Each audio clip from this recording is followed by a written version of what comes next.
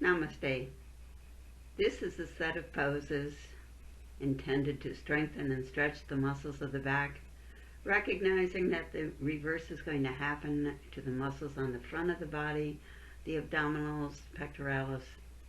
As we go in one direction, stretching will be strengthening in the opposite direction. So we're going to start coming down on all fours and stretch out so that we're lying down in Makrasana, planting one hand on top of the other, elbows out to the side. We can have our feet flopping toward the outside or inside as we choose, but because we're lying on the ground, the impact on what we feel most when we're breathing is a little bit different. We may notice it a little bit more in the lower back. We may notice it considerably more in the rib cage since our belly cannot push as far out on our inhale. We'll find perchance that we notice a little more action through the rib cage. We can keep our forehead resting on our hands. We can turn our head to the side. But we're just concentrating on that consistency of a nice, smooth, even, deep breath. If we want to turn our forehead to our hands, we can feel that warmth as it builds up, feeling the air as well as listening to the breath.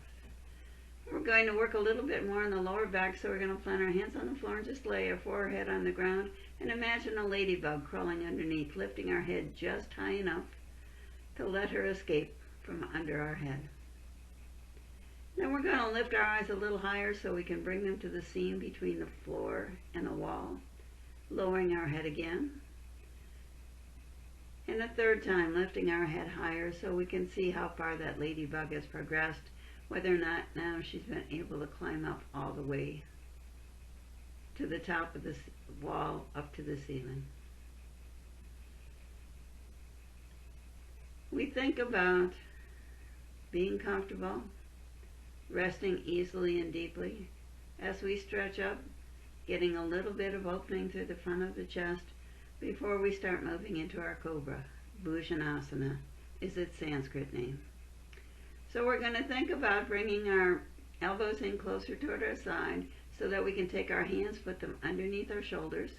We're looking for length through the torso, so we're going to leverage our hands into the floor so we can pull longer through the front of the chest, making space from the pubic bone to the navel to the solar plexus to the heart. We're thinking about slight rotation through the legs, so we're letting our heels drop a little bit inward. We're thinking about pressing the tailbone down into the ground, lifting, energizing into the hands, bringing the heart as high as we can up to the sky and watching the bend in the neck. Making sure that we're not overarching through the cervical spine and coming down again. We'll go into our cobra again, but if we'd like to challenge our upper body strength a little bit more this time, we can go into our up dog. If that's the case, we might feel it better positioned if we move our hands further back so that we have a little bit more of alignment between the shoulders and the hands when we come up. But it's the same idea. We make length through the front of the body. We energize into our hands. We start lifting head, neck, and shoulders. We watch that pelvic tilt. We come up. If we'd like to stay in our cobra, we can do that just as we did before. But as I said, if we want to do a little bit more, we can lift those knees so that we're resting on the tops of the toes, the tops of the feet, energizing into our hand. Again, watching the bend of the neck. And then we're going to push back all the way down into an extended child's pose. So we're trying to drop our hips as low into our heels as possible, pressing into our hands to get that spine stretching long. Then we're going to come forward. And we're going to go into a cow face pose, dropping the belly, and then we're going to round into a cat before we drop our hips back down. Coming forward, we're going to drop the belly low, we're going to lift the head last, and then as we roll back into our extended child's pose, we're going to arch the back, doing that cat pose as we come down.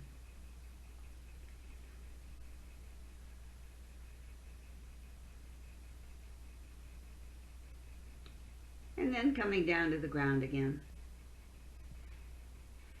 We're going to move into our Dhanurasana, our bow pose, but we're going to start with half bow, Taking our right arm across the front of our body with the elbow underneath our shoulder, the hand pointing out toward the left. We're going to make sure that we're pressing into the ground, doing that pelvic tilt of the tailbone into the floor. We're going to bend up our left leg and reach around with our left hand, holding on as we can. We can hold on to the toes, better yet around the ankle, maybe internal or external rotation of the arm, inside or outside the foot. We can push that heel up, but then we're going to push the entire leg up to the sky, lifting head, neck, and shoulders, arching through the back.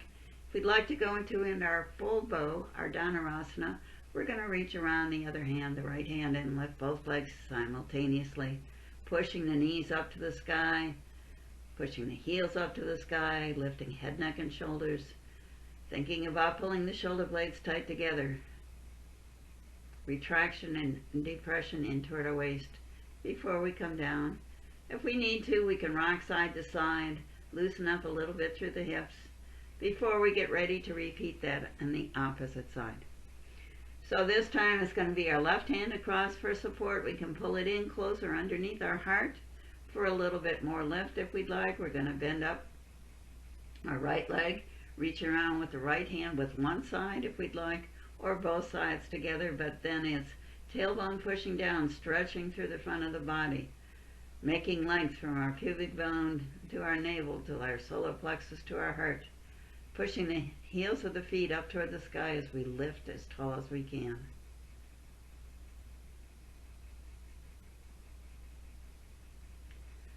And dropping down to the ground again, pushing ourselves up and loosening up the muscles of the back by going into our cat and cow.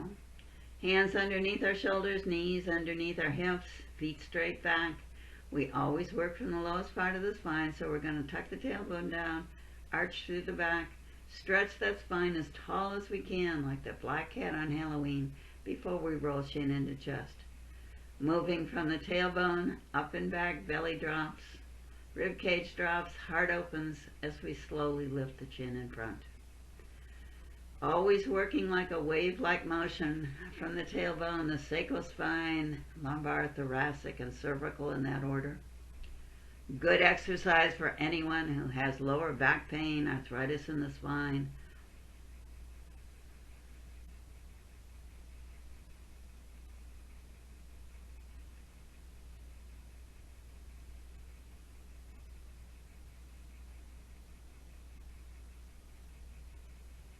And then coming to a prone position again. Continuing to work on muscles of the back and the front. We're going to go into a moving Superman. So we're going to stretch out as long as we can, our feet directly in alignment with the sit bones, our hands straight forward from the shoulders. We're going to lift one leg in the opposite arm. Exhale slowly as we come down. Switch to the opposite side. We make sure that we're not pushing ourselves more deeply than we should go today. Taking our time with nice, slow, even breaths, not jerking upward or downward. Thinking about stretching as long as we can through the front of the torso in a nice curve-like motion from the lowest to the highest part of our chest. And bringing our hands back, making sure that our spine is nicely aligned. We're going to bring our hands around to the side in our locust, Shalabhasana. We can turn our palms down and really press our hands into the floor to make sure that we have as much length as possible for the front of the chest. We think about a slight internal rotation of the legs to get a little bit more movement through the hips. We think about making sure that we start the movement with the tailbone moving down. The iliac crest is going to pull forward and up, moving in the directions their shoulders want to go.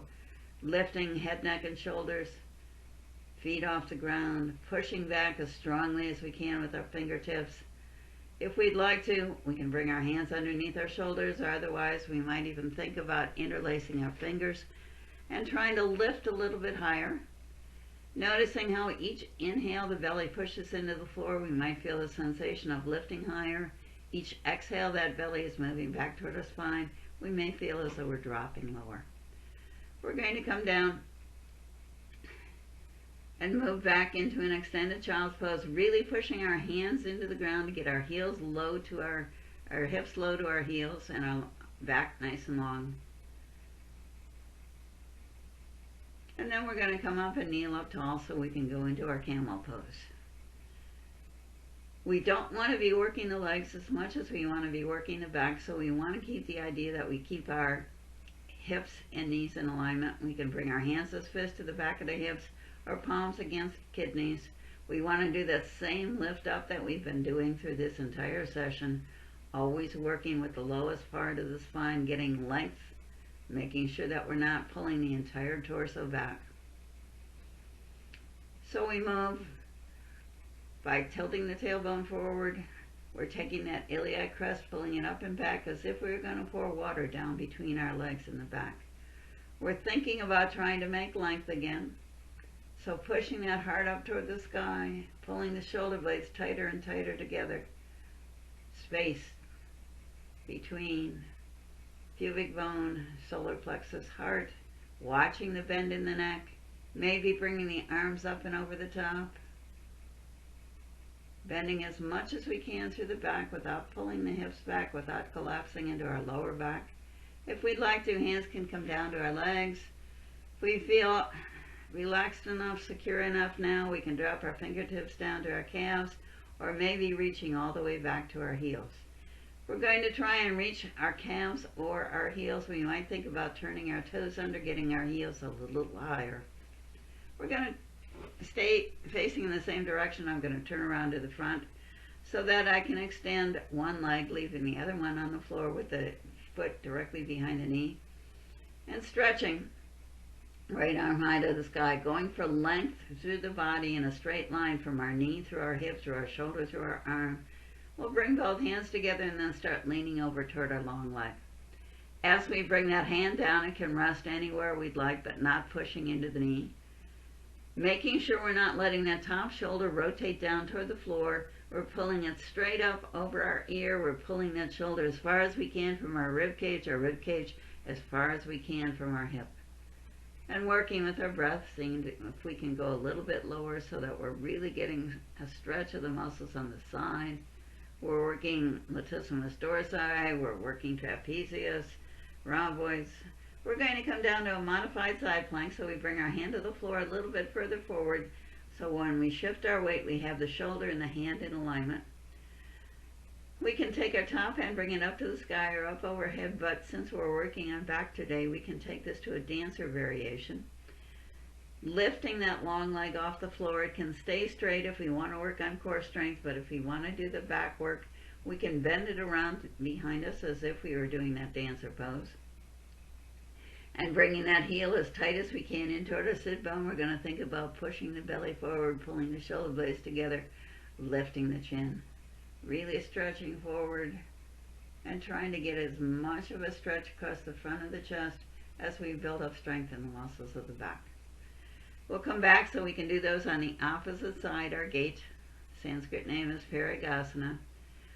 So again, we want to keep bent knee and foot in alignment. The other leg is going to come straight if we can get it, but if we want to keep a bend in it, bring the foot a little bit closer, we can do that. We'd like to get it flat on the floor if possible.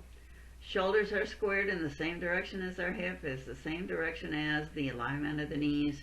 Hands in a straight line up to the sky, lengthening through the torso before we bend over to the side.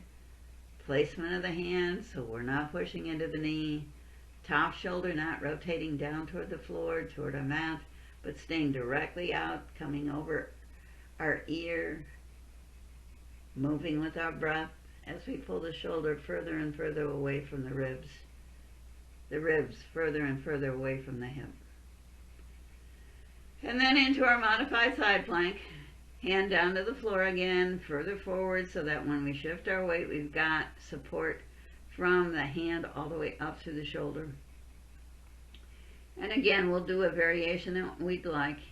Top hand can be in straight up to the sky overhead. We can keep that long leg lifted, but if we want to go into our dancer variation today, we bend that leg, pulling the sit bone directly behind our hip, or pulling the foot directly toward the sit bone behind our hip.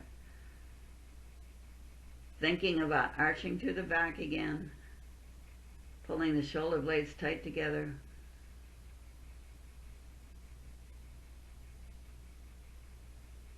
And then bringing the knees together down to the floor. We're going to come down to a seated pose, widening ourselves into a seated straddle so that we can go into another back bend in this position, but at the same time stretching more through the inner thighs. We're going to externally rotate our hands as we keep flexing through the feet. We're going to bring them close to our hips behind us so we have the hips and shoulders in alignment. And then we're going to think the same mechanics of the back bend that we've been using all along. The tailbone's going to push forward, that iliac crest is going to come up, we're going to pull it up and back. We're going to make that same length of the torso, from the pubic bone to the navel, to the solar plexus, to the heart. We breathe evenly, smoothly, as we bend that head back, making sure that we're not holding our breath, compressing our cervical spine.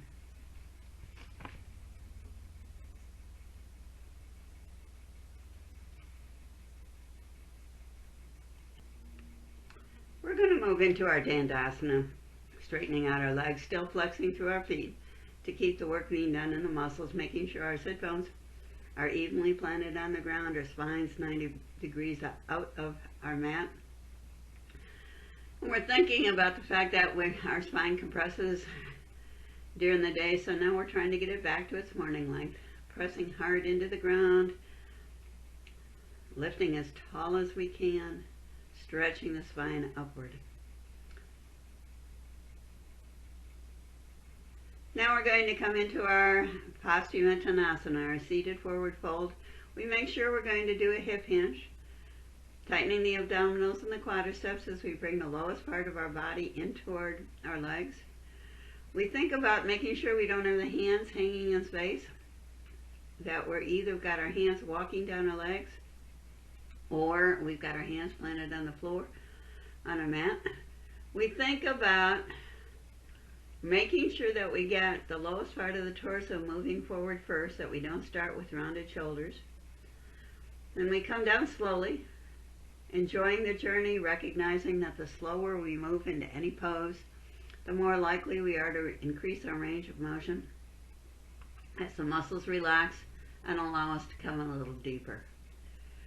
If we can reach our feet, that's fine. We can put our hands on top of our toes or the outside of the feet. If we easily reach our feet, then we can think about bringing our elbows closer and closer in toward our mat, outside our legs. We're feeling a stretch all the way down the back. If we're really flexing our feet, we'll feel it in the legs and then mostly through the lower back, across the back of the hips. The further forward we can reach, the more we get the stretch through the upper shoulders, upper back, as well as the lower back and the legs. And slowly sitting up. We're going to bring our legs around and flat our feet flat on the floor so we can come down to some supine poses. And we're going to make sure that our spine is nice and straight. Maybe pressing our feet into the floor to shift our hips left or right as we need to. Making sure that feet are flat on the floor. Tuning into our breath. If we need to, moving around to loosen up. But then we're going to pull our knees in toward our rib cage, our Apanasana. Pulling as much of that spine as we can into the floor and then lifting and arching through the back, doing a pelvic tilt as we let our knees come up over our hips, pulling them back down as low as we can, getting the waistline pressing into the floor, keeping our shoulder blades down, and then arching that back again before we pull the knees back in toward our rib cage, coming as low as we can down to the floor. And from here we're going to move into a dead bug. So we want to keep our knees low in toward our rib cage. We want to move the left knee out to the left, the right knee out to the right, and coming outside of our rib cage, closer in toward our armpit. We can take a thumb and index finger around the knee. And we're thinking about really trying to open wide, keeping the shoulder blades down, then just lifting the right foot over the right knee, left foot over the left knee. We're trying to keep those knees low, maybe pulling them lower to the ground, but not letting our heels drop back down toward our tailbone. If we'd like, we can bring our arms between our legs, wrap 2 fingers and a thumb around the big toe, or hold on to the outside edges of the foot to feel a little bit more pressure of that back into the floor, a little massage up and down the spine.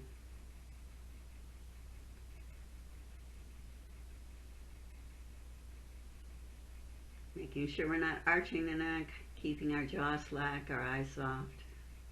Now we're going to take this to a crunch, so we're going to continue to hold on to one leg, straighten out the other leg.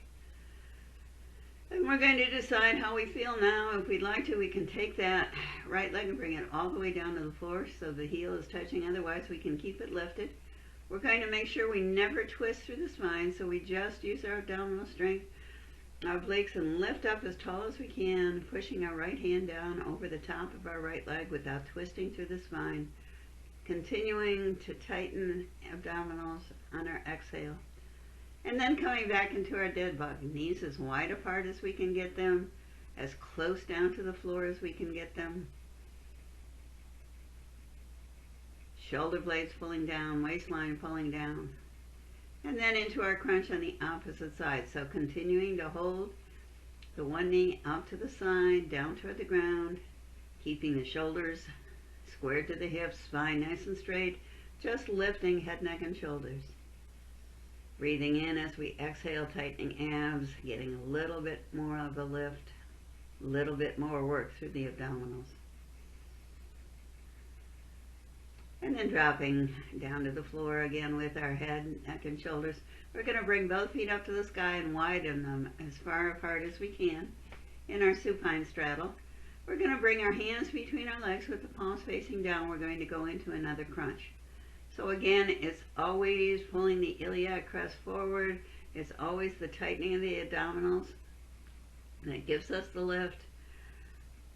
If we're not feeling comfortable, we can roll back down to the ground. Otherwise, we're going to work with our breath, trying to see if we can push forward a little bit more with every exhale we take, every tightening of the abdominals. We'll bring both feet together, bring our arms really tight in toward our side, tucking our thumbs behind our sit bones, making sure that the waistline never starts arching, trying to continue to push it into the floor. We're going to slowly lower our legs. If we're feeling a little fatigued about now, have any soreness through the belly or the back, we might want to consider bending through the knees as we come down for a more gentle version of this. As we come down, we decide whether or not we want to keep the feet lifted for a bit, putting more work into the abdominal region, the core muscles, or whether or not we want to bring the feet all the way to the floor. If we're not feeling comfortable, we can wiggle our hips side to side, do what we need to do to relax and loosen up. But now we're going into our bridge pose. It's going to be stretching the front of the body as it works the muscles on the back.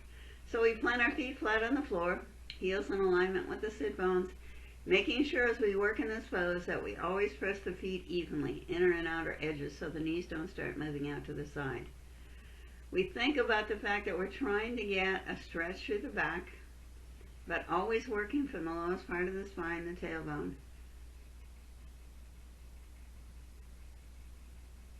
And as we lift, we can work with our breath continuously, or we can do a couple with our breath and then hold the pose. We're going to think about lowering down, maybe walking our feet a little bit closer in toward our hips so that we can get a little bit more lift. Lifting from the lowest part of the spine, working up the spine, and then dropping from the highest part down toward our tailbone. Again, adjusting the feet if we can, a little closer in, seeing if we want to do adjustments to the hand. We can hold on to the backs of the legs, the back of the hips, put our hands to our waistline. We can interlace our fingers, put them on the floor. Whatever we can do to make this pose even more of a stretch through the front of the body. We can walk our heels closer in again and maybe even hold on to our ankles if that's comfortable for us. We're thinking about external rotation of the arms. So we're pressing down through our posterior deltoids on the back of the shoulders. We're pressing into the triceps. We're keeping our jaw slack, our eyes soft, not arching through the neck, tucking our chin slightly in toward our neck.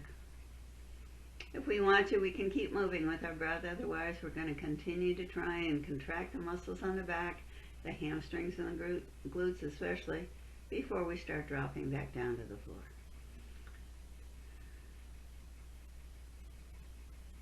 We're going to do some butterfly wings, just opening and closing the legs, loosening up a little bit more through the hip area. And we're going to straighten out our legs and come into our fish pose. So our hands want to be really tight in toward our side. Our spine wants to be straight. We're going to slide our right hand underneath our right hip with the palm facing down, sitting on the top of the hand. We'll do the same thing on the opposite side. So palms are into the floor, thumbs are facing. We're sitting on our hands. And we're thinking about really leveraging into our elbows, our forearms, lifting, arching up toward the sky, thinking that this is another pelvic tilt where we're pushing the iliac crest up, we're pulling it back toward our head. We're slowly lowering the head down toward the floor. Maybe having the crown of the head touch the floor itself, as long as we're not collapsing into our neck, feeling any pressure through that cervical spine. If we prefer, we can keep our head slightly lifted. But we're continually working on leveraging arms into the ground, pushing high to the sky. If we want a little more work on stretch through the legs, we can bring our feet together in our Baddha Konasana, letting the knees flop out to either side, stretching through the inner thighs. We can even lift both feet off the ground. And then slowly rolling back down, we're going to take hands out from underneath our body. And then we will decide whether or not we want to go into our corpse pose and spend a few minutes in quiet contemplation, relaxation. Or if we prefer, we can decide whether or not we want to go on to some other poses or just move into the rest of our day. Coming around, sitting up tall, bringing our hands together. Namaste.